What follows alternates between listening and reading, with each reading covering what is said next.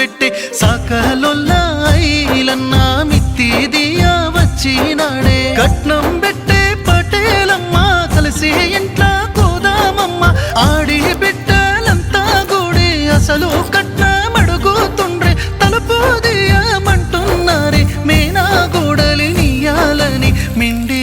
మౌనిగా నీ వంటి ఆడి విల్లానియే అమ్మా లెక్క చూసుకుంటా మళ్ళీ కార్జున్నిచ్చినవంటే నాన్న అని పిలుచుకుంటా